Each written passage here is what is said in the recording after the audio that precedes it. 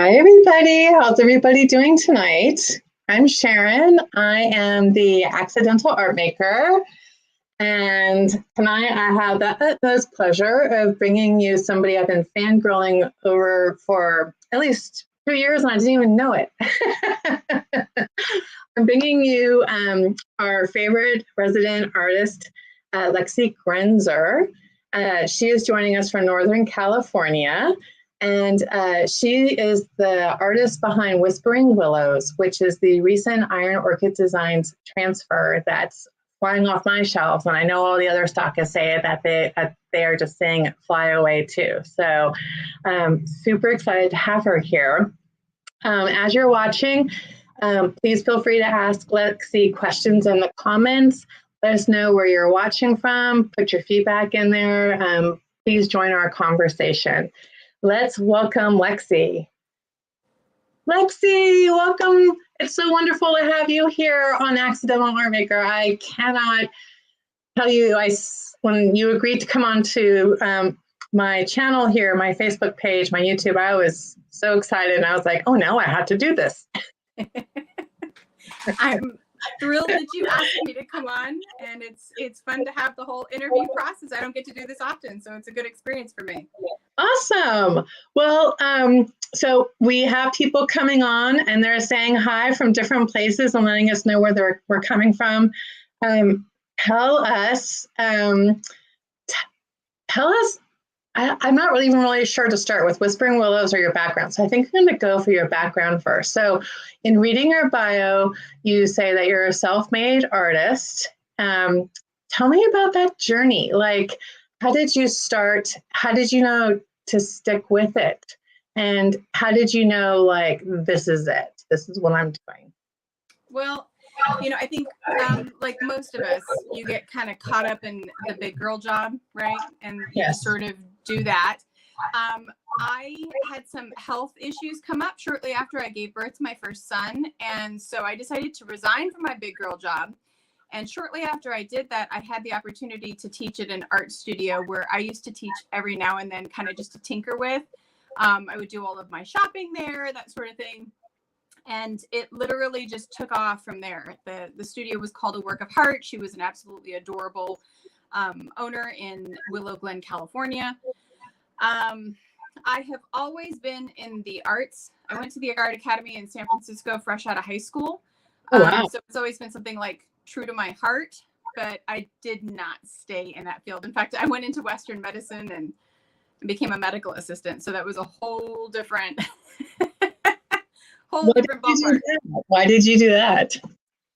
Honestly, I've always been kind of fascinated, the whole right side of the brain, left side of the brain. It was just something that always intrigued me. Yeah. And I loved working in general surgery. It was fantastic.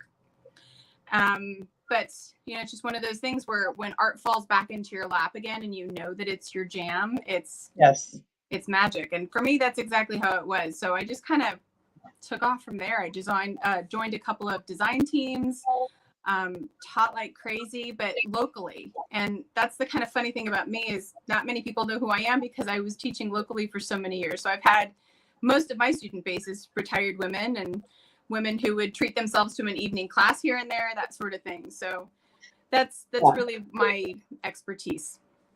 That's how I got started. I went to a local Annie Sloan chalk paint class. And I painted my first piece of furniture shortly after that. And then it was just no looking back.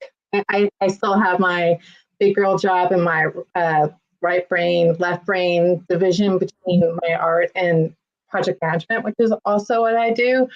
But when I saw that transformation happen the first time, I was like, I'm doing this the rest of my life. So how long, so tell us more about being self-taught. Like, did you take classes? Did you experiment? Did you, I'm curious to hear about that. Okay. So as far as being self-taught is one of those things where you can watch a couple of videos online just to familiarize yourself with like, what is color mixing? What is color theory? The basics. So don't get me wrong. I did watch a few videos to kind of get my toe pointed in the right direction. But for the most part, when you are self-taught, it's about kind of exploring where you want to go personally, what colors speak to you, what content speaks to you. And I was never a strong sketcher. It was something I always really struggled with. And in fact, people would say, would you do custom work? And I'd be like, oh, no, absolutely not. Because it just terrified me. So it was one of those things where I just started stamping with rubber stamps. This is long before IOD had any of their delicious stamps. So I was stamping a lot of really beautiful images and watercoloring in them. And that's how I got my footing in watercolor. And then I started challenging myself more and more with sketching and just drawing an eye, just drawing a nose. And people aren't really my jam. Animals really are. So it ended up being a whole lot more of that.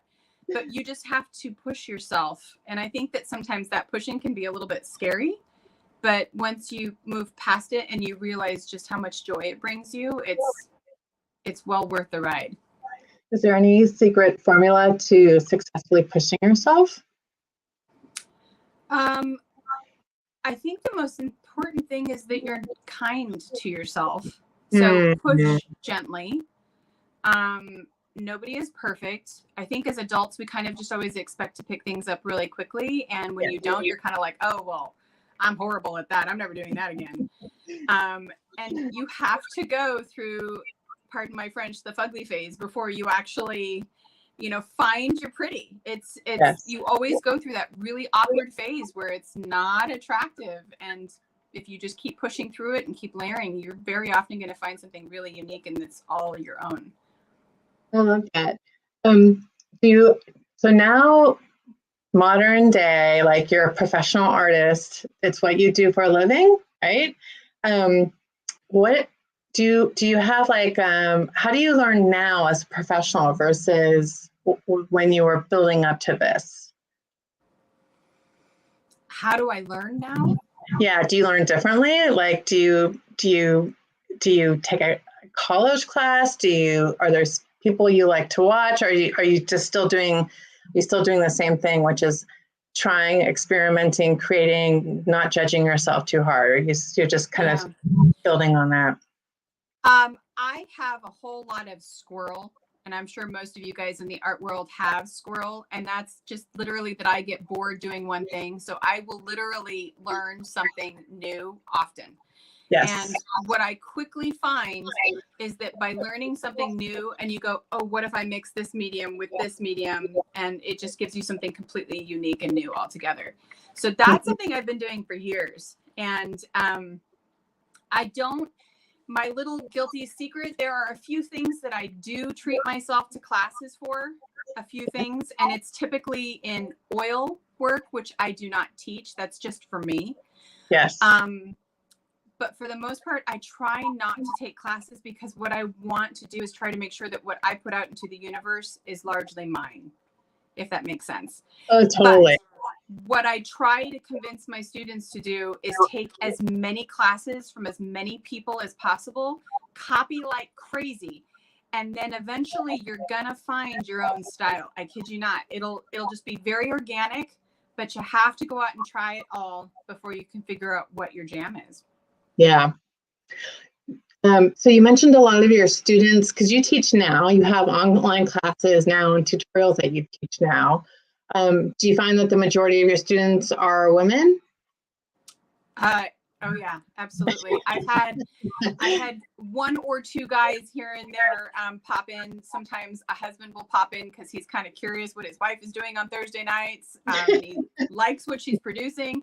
But yeah, no, very rarely do I have guys. It's primarily women.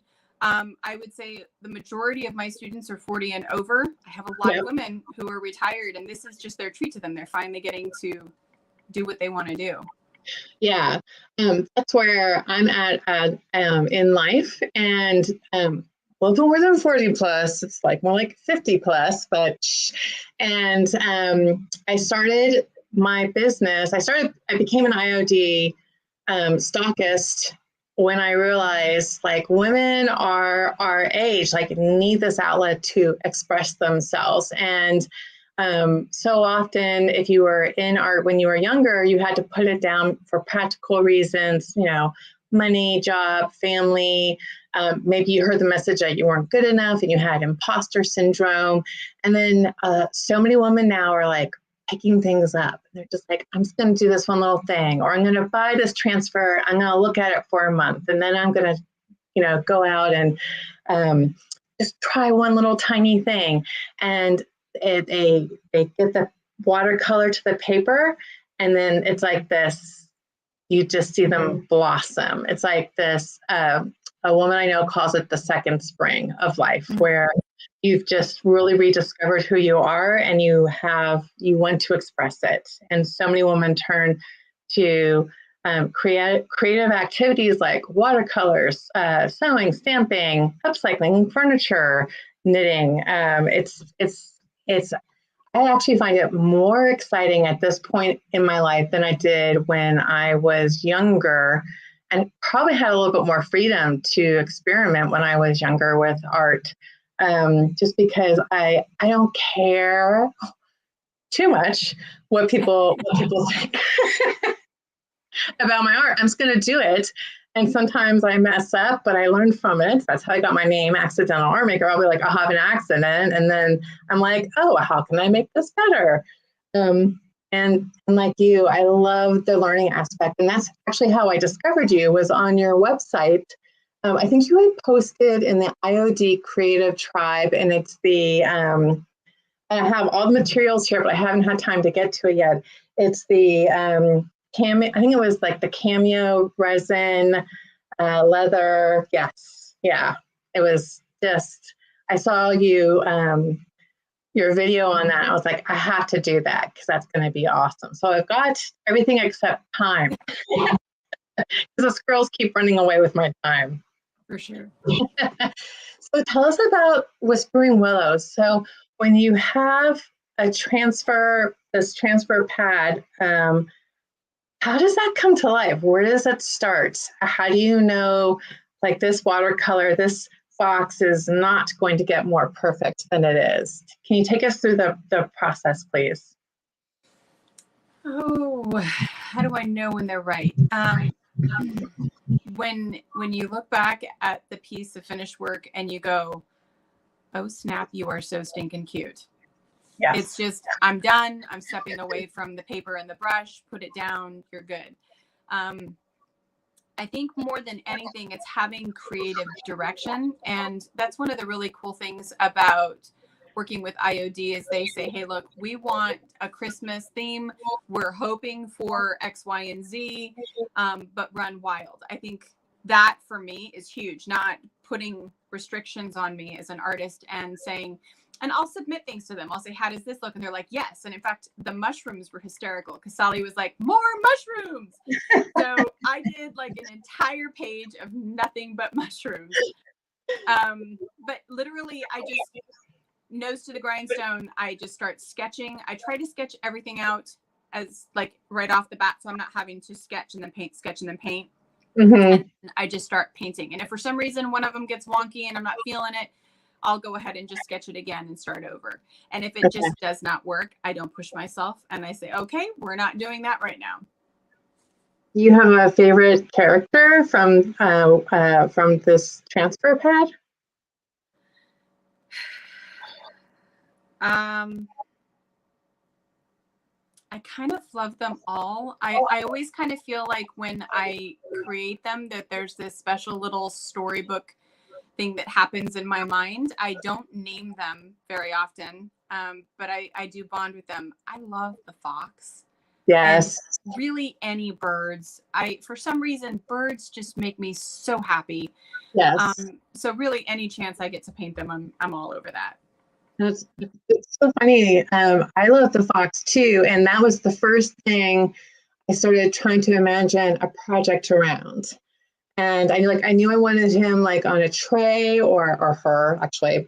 So she's ended up on a tray with the bunny and they're getting married. It's like a big, beautiful forest. And I love it. And I love all the mushrooms too. I want to do, have you heard of the Tiny Paintings Facebook group? It sounds vaguely familiar. So it's IOD started it, and it's called Tiny Paintings. And so what I want to do, it's more of like the cameos and painting inside the cameos. But what I can't stop imagining are like the little tiny wooden frames with mushrooms in them, and then like have a whole wall of mushrooms. I love that idea. What is it like to see your art that you've put together translated? Like, I don't know, I've seen like 600 different projects so far, like what is it like to see that? It's definitely surreal. And I feel like every time I see somebody use it, like totally out of the box, different than I imagined, I'm always kind of like, oh, I'm so proud. And that was just so wonderful. I just get totally tickled when I see all of the creations. And in fact, one popped up this morning, and it was kind of like this baby, like the day the baby was born, the weight, that type of thing. And I was like, Yes. what a clever idea. It was Yes. just charming. So Yes. really, it's just seeing all of the creators making their magic with it it's beyond cool.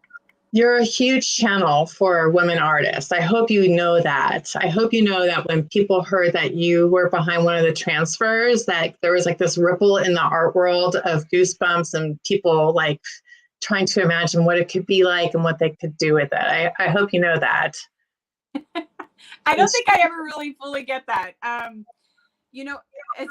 a small teacher and as a licensing artist, very few people even know who I am. In fact, I think a lot of people don't even realize that Lexi designs sometimes. So for me, I don't think I realize that, but I'm touched.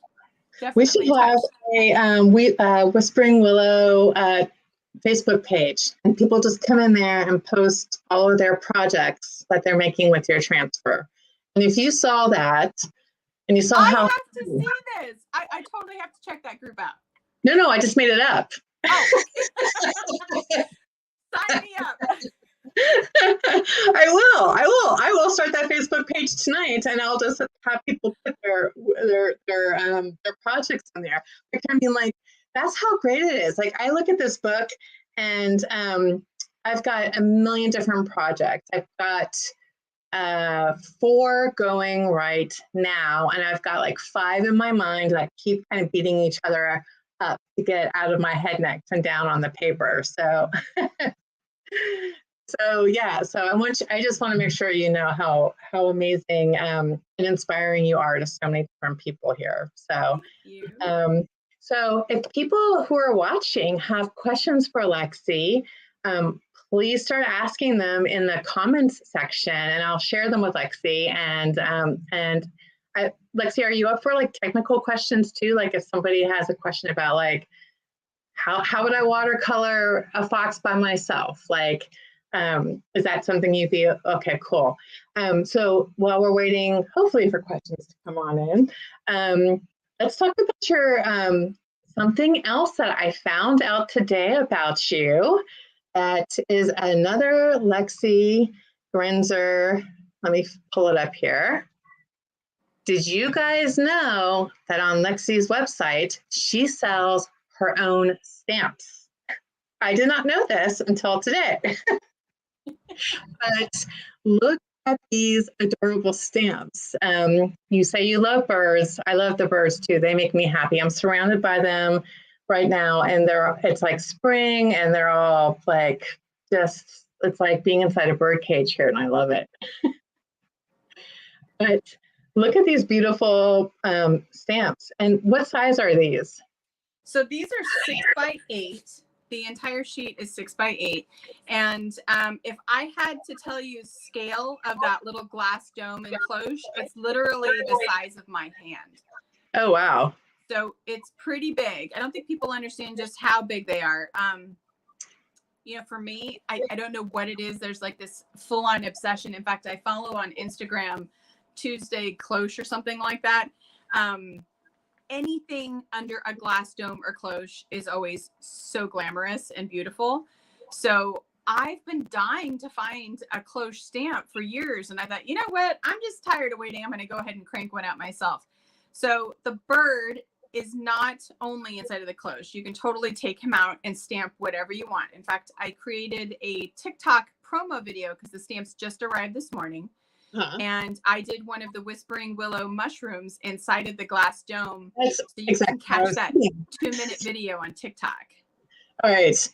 You should send me the link to that, and I'll add it on to the comments here to make sure people see it.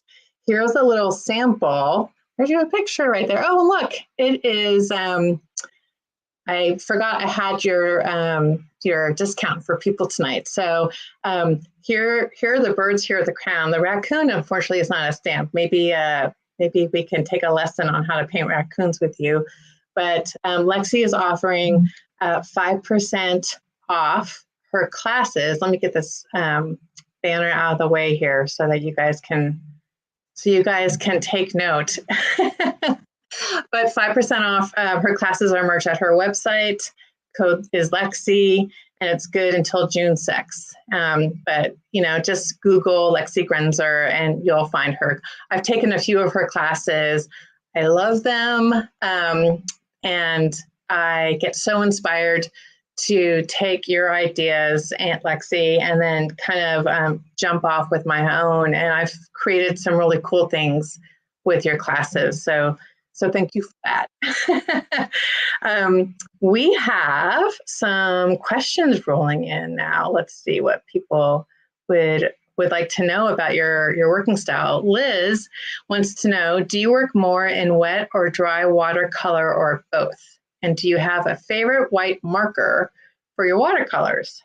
Oh, yeah, absolutely. Okay, so everything has its place. You're going to have dry watercolor. You're going to have wet watercolor. If you want softer washes of color where you have less control and you just sort of let the watercolor do its thing, I would do more wet into wet.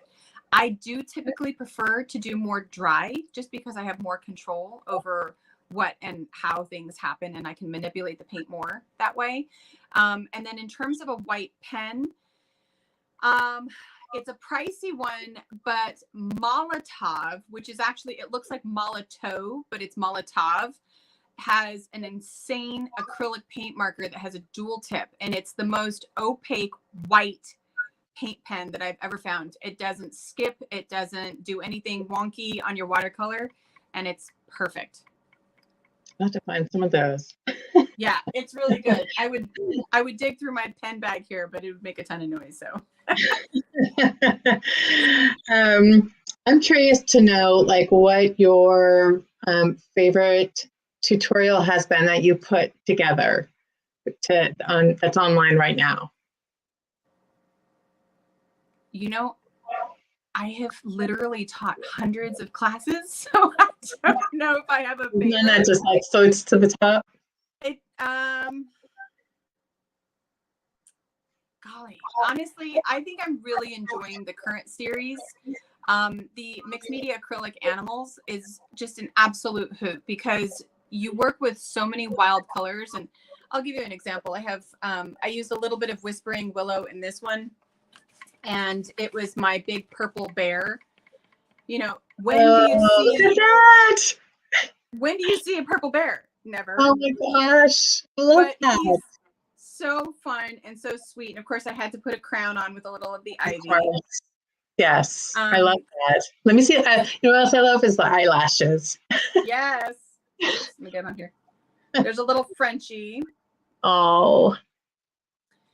And then, like I said, I'm really into fox and cows and any kind of animals, really.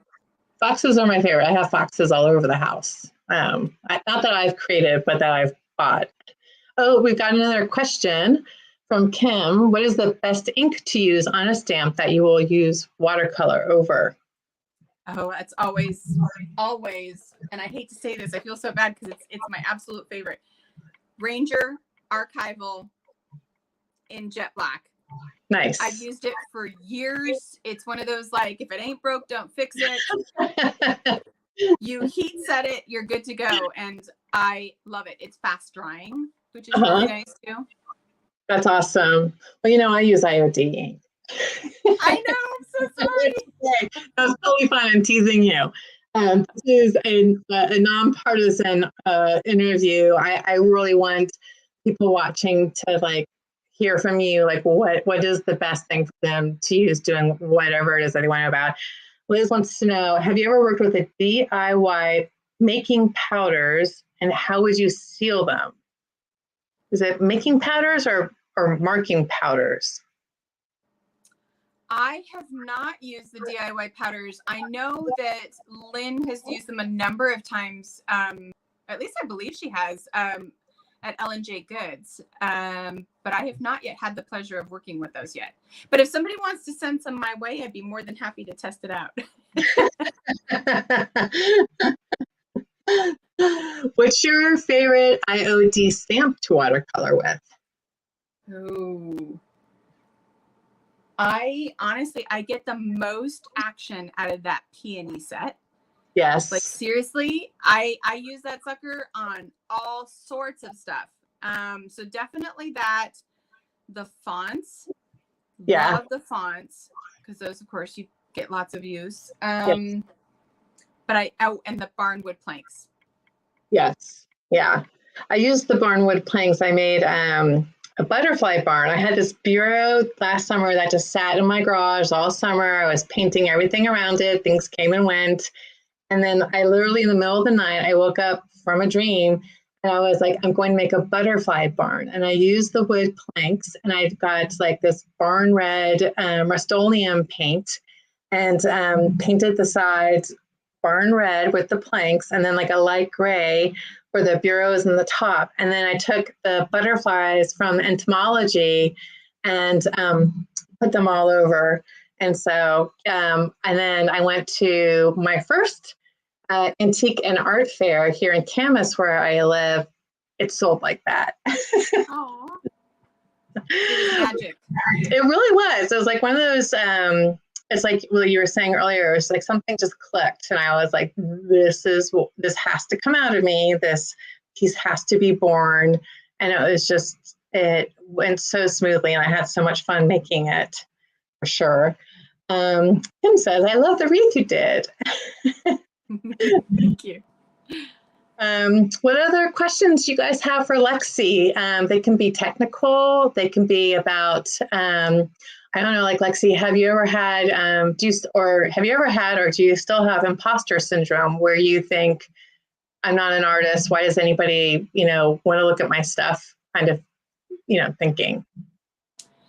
I don't know that I don't know why anybody wants to look at my stuff, but it took me years to like say I'm an artist, but actually like believe it in my heart. And I kept saying to myself, when you get published, that's when that'll happen. When you have a line, that's when you'll feel it. And I don't know when it happened, to be perfectly honest with you, but I just stopped thinking about it. I just stopped caring. It didn't matter. I just knew that I was loving this so much that I just didn't care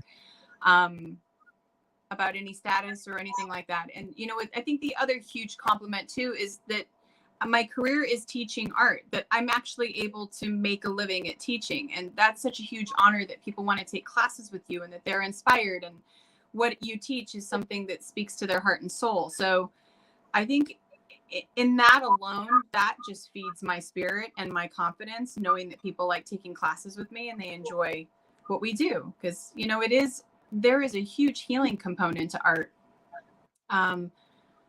It's very free. You touch into your whole like childlike component that I think so many of us aren't allowing ourselves to have, 100%. I think when I was like in the real, I don't know what the right appropriate non-cursing word is, but like when I was like really in the heat of menopause and I started just like drawing and painting and I had no F's to give, to something unlocked inside of me. And I think that was when I was like, I am an artist. I am creating things that nobody has ever imagined before. Nobody's ever made anything like this. Nobody's ever seen anything like this, and this is mine. And my pieces varied greatly from like I have a few pieces I made like while having hot flashes, and they look like a hot flash to me. And then I have other pieces which are sweet and soft when, you know, my hormones started kicking in, my hormone therapy. So probably too much information, but it is like. It's real talk. It is. It's like, I really do think that like when you make that connection with your inner artist and you just like take care of her and you don't care what anybody else thinks, like that's when you can just like really, you just the most amazing things come out of you. I just love it so much. And I love, that's part of my mission is helping women figure out how to do that. So, oh, look, Liz says, yes. Sorry. I was going to say, once you hit your 40s, there's something magical, I think, with women. Once we hit our 40s, we give ourselves the permission. Yes. To kind of do what we want. We've raised kids. We've worked so hard. We've done everything we're supposed to do. Now it's my time. So yes, I think it's kind of a beautiful, beautiful point in our lives. Yes. Even if it's not my time, it's still my time. You make it. Yeah, I definitely feel that. And I'm still working 9 to 5 and I have teenagers, but I feel like I'm at a point where they know, my family knows, like for me to have my time and do my art, it makes me happier in every other area in my life. And they know to give me that space too, where before they just either, I don't know if they didn't care or they didn't recognize it, but something happens where when you have that boundary and people get, people respect it, that shift in you really does slow out in other areas of your life too, for sure. So Liz here has 2 really great comments. One is, you're a patient teacher, but I appreciate the wreath tutorial, and others, okay. And then she also said, once you hit your 50s, you finally accept who you are. Yeah, who you are and who you are not, right? Very true. Yes, very, very true. And Kim's saying, we don't ask for it. Yeah, you have to, I think you have to ask for it. People just, you're so used to giving, and people are used to you just being there, like just kind of having this moment of, I need 3 hours in the garage, leave me alone. Go eat pretzels for dinner, okay? Absolutely. But I think when we allow ourselves to have that time, we're better partners, we're better mothers, we're happier people. And I think if it's fantastic when you have a partner or your kids are like, all right, mom, go do your thing. I think when they understand just how special it is for you to have your time. Yes. Yeah. I think they get it. I think they're old enough to start connecting the dots of when mom does art, mom is happy. Or when your partner sees that, like when they go to their studio and shut the door and I leave them alone for 4 hours, when they come back out, it's, like they've recharged, they've rejuvenated. And it's like, let's have that conversation. Let's do that thing together. So absolutely. It's very important, very important. All right. Well, we've been on for about 35 minutes. If there's not any more questions from the audience, I'm going to ask you for some. Oh, and let me just give one plug for my website, transfer, which is tonight. If you order the Willow's transfer from accidentalartmaker.com, I'll ship it free. And then anything else you order will also, of course, be shipped free with it. And the discount code is Lexi. Oh, look, wait, we did get another question. What do you do when you get stuck? Walk away. Yeah? Walk away. It's totally okay. Just put it down, go outside, get some fresh air. For me, I go in the garden. So it's easy. I just kind of go out there and I just hack at some sand and like pull some weeds or like plant a pretty flower. I don't know, just something. But I love going in the garden and just sort of having a reset, The other thing too is if you're in the right mindset, like if you've had it and you're done and you're just fried, again, walk away. But if you're like, I want to do this, I'm in the right headspace, I have this much time, just keep pushing through. Sometimes you end up surprising yourself. You're like, wow, snap, I just did that. So it kind of just depends where you're at. If you're at your breaking point, take a break. If you're ready to push forward, then do it. Have you messed up something really bad and just thought, I'm going to check it, but then you figure out a way to roll with it and it's better than what you originally envisioned? Happy accidents are always a really good thing, but there are plenty of things that end up in the trash can too. So seriously, sometimes it's just a dud and that's okay. But happy accidents are the bomb. Okay. I love them. I love them. That's why I call myself the accidental art maker. I feel like you kind of have to be entertained by your accidents, whether they're the kind that end up in the garbage can or that you keep working on. It's kind of like you can't take them to heart, or it's not like a judgment on every single thing you've ever done. It's just kind of like, well, what am I going to do with this? It's a little bit of detachment and deep rest, maybe going to the garden and coming back and thinking can this be saved? Or what I find myself doing a lot is I've got nothing to lose. I'm going to go take that crazy color and that stamp and throw it on top and see what happens. And then next thing you know, you're like, oh my gosh, look what I just did. It's pretty cool. Yeah, I agree with you. Awesome. All right. Well, last words of wisdom. I have something better. Give people watching some homework to do. I think the best homework is the kind that you can actually follow through with. And that's create something every single day. I don't care if it's create a nice meal, if it's put some flowers together that are pretty, if it's take 5 minutes to sketch on a Post-it and doodle, create for 5 minutes every single day. And then that's, for that matter, if you want to get better at something, do it every day. So for all my watercolor students that are just starting out, I usually say have this small bag of supplies that can live anywhere and that you can bust it out and you have a little journal inside of it and you can scribble and doodle and paint in it every day. And before you know it, you will be very, very comfortable with the medium. So. Yeah, I totally agree with that. That's why I love the stamps and watercolor. I have a huge head start and it's so easy just to pick up, put down, and just do something for 5 minutes. And, and then I've created something and it's okay, I feel so good right now. That's actually why I created the paintable stamps, because so many people were like, I want to paint birds, but I'm not comfortable drawing them. Well, stamp it. Yes. It's just the easy way to go. So I've got flowers and birds, and there's even a really cute deer and a turkey, just in case you're fallen Christmas people. Yes.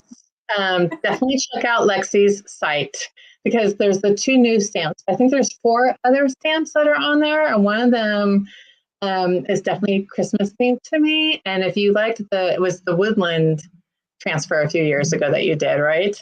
You liked that. This has a little bit of woodland, I feel, to it to me. This I think it's a stag, right? The stag is a copyright-free a stag that was popular for so many years. He's a well-loved stag. All of the other animals are things that I've created and drawn myself, but that was my very first stamp that I ever produced, and it's been one of my most popular ones. So yeah, he's a perfect Christmas stamp. Yeah. Well, I'll be going onto your site tonight and buying a couple of stamps. I love at least 3 of them. And the great thing is that I can write it off as a business expense. There you go. All right. Well, guys, if you haven't checked out Lexi's site, please be sure to go look at it tonight. Sign up for a class, buy something from Lexi. I am going to set up, maybe I should check with IOD first. I'm going to check with IOD first to see if it's okay if I can set up the Whispering Willows Facebook page and see if we can get people to put Whispering Willow only project work on there just to inspire people, because it really is more than a transfer. It's really just a conduit to your creativity. And I bet there's thousands and thousands of projects going on with that transfer right now. So thank you so much for what you've been doing for us. And I'm super excited. I hope in the future we get to see either some more woodland somewhere down the road, because I know people love that, or the next transfer from you at IOD. Thank you guys for having me. All right. We will see you later. Maybe we'll have you back sometime. Anytime. Thanks, Lexi. Thank you. Talk to you all later. Bye. Bye.